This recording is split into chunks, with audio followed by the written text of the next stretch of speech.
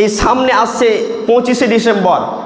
এটাকে লক্ষ্য করে আমি কিছু কথা বলি যে 25শে ডিসেম্বর মানে মনে করে যে আল্লাহ সুবহানাহু ওয়া তাআলার জন্মদিন।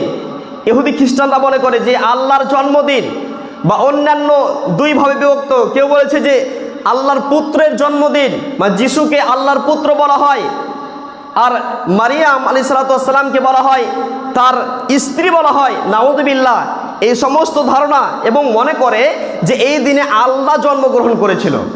অথচ আল্লাহ সুবহানাহু ওয়া তাআলা তিনি বলছেন সূরাতুল ইখলাস সূরা নম্বর 112 এই আয়াতের মধ্যে বলছেন, কুল, হে নবী সাল্লাল্লাহু আলাইহি ওয়াসাল্লাম তুমি বলো, আল্লাহু আহাদ, সে আল্লাহ এক অদ্বিতীয়, আল্লাহুস সামাদ, তিনি কাউরির কাছে চান না, অর্থাৎ তিনি কাউরির মুখাপেক্ষী নন, সবাই তার মুখাপেক্ষী। অর্থাৎ আমরা আল্লাহ সুবহানাহু ওয়া তাআলার কাছে চেয়ে থাকি।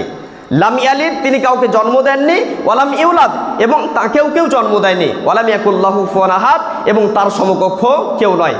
তো এই আয়াতের মধ্যে আল্লাহ সুবহানাহু ওয়া তাআলা নিজের পরিচয় ব্যক্ত করেছেন।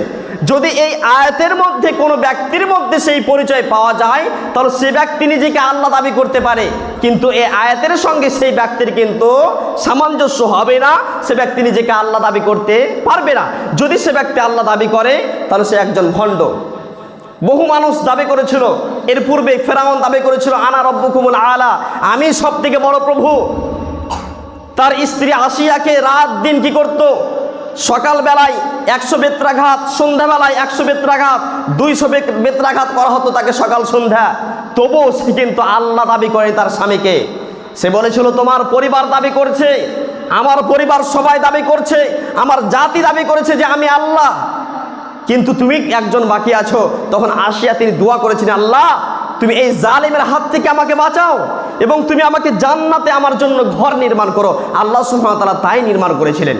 যাই হোক, বলছিলাম যে সে ব্যক্তি নিজেকে আল্লাহ দাবি করেছিল। আরও যে সমস্ত নমরুদ, ফেরাউন, এ সমস্ত শক্তিশালী বাদশা ছিল, তাদের ক্ষমতার পাওয়ার ছিল, এই জন্য নিজেকে আল্লাহ দাবি করেছিল। এরা ক্ষমতা দেখিয়েছিল, কিন্তু তাদের ক্ষমতা টিকেনি।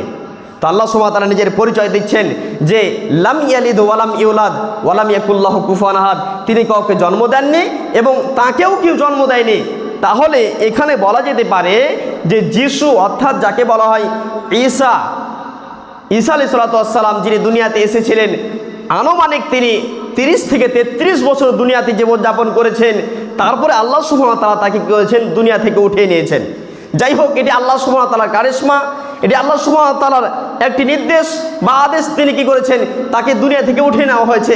তিনি আবার নবীর উম্মত হয়ে দুনিয়াতে আসবেন। এ সম্পর্কে বহু প্রমাণ আছে যে যিশু যাকে বলা হয়